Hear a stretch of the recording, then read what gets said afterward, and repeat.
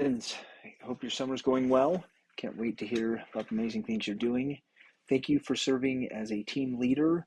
The purpose of this video is to seek your input on some of our attendance efforts and refine our process.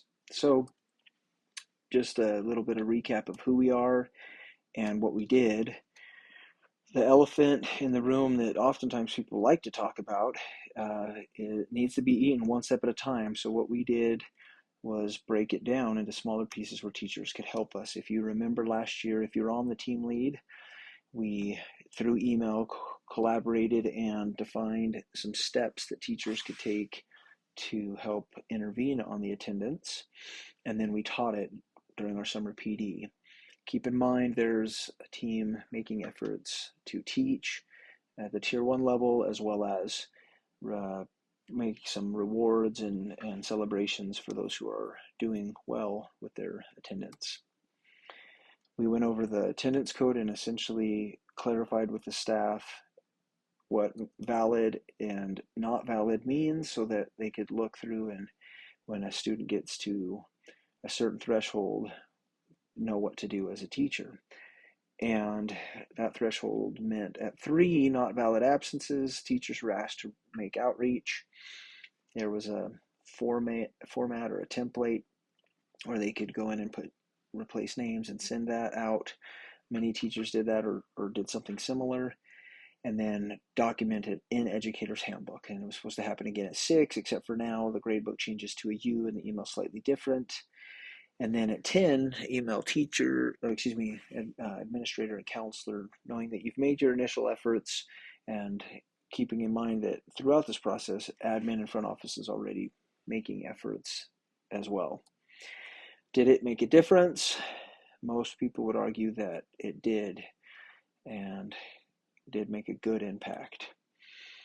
So what did teachers think about all this? This survey talked about strongly agree, disagree, would be here, and strongly disagree. This would be agree. Most people agreed with clarity. Most people agreed that it empowered teachers. And then most people disagreed that it had impact on students, and most people disagreed that they followed through with the procedures. So why is it this way that people felt and thought to put these answers? There's no shame there. It's just a time to reflect. So we looked at comments, and 17 of 31 made reference that it was too time consuming and difficult, too much work. So we double checked to see how it matched, and really only 11%, based on what we could tell, had the 3 peaks where on their data each trimester they really went through this process and put a bunch of these, and then second trimester and put a bunch, and third, and then didn't have to again. There's really only about 11 of them that actually did it. So why is that not happening? This is our current reality. What can we do? Um, well, we went through and analyzed. We feel like frustration was involved and resistance could be involved, and so we take a look, and the resources were not enough, and time was the common one, and maybe we also need some incentives. So we have brainstormed some ideas. Multiple students can be input into Educator's Handbook, and that's a skill that could produce more time if teachers knew that they could get away with doing it once for a whole group. So we want to make sure we teach that. We talked about, instead of it being ambiguous and happening whenever, to define at midterm, so whatever that is, quarter, halfway through a midterm, at midterm, and then halfway through that next midterm. So it would be 9 times on the year, making it clear and defined when that needs to happen. That might help reduce, the time constraints. And then we changed the emails so that they could be less personalized and more generic, but then blind carbon copied, so that would save on sending out emails. There's pros and cons to that idea, as there are to all of these. And then gamifying this process is something we intend to do or want to do.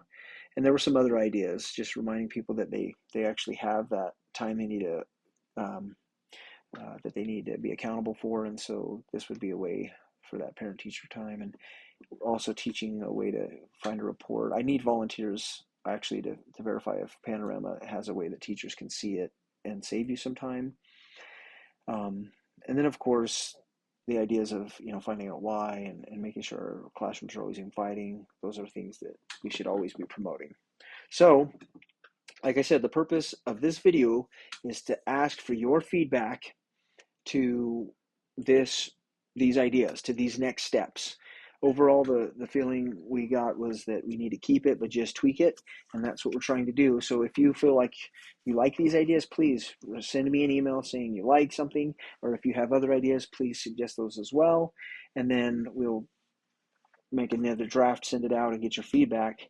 But again, thank you for your efforts as a team leader, and keep on enjoying your summer.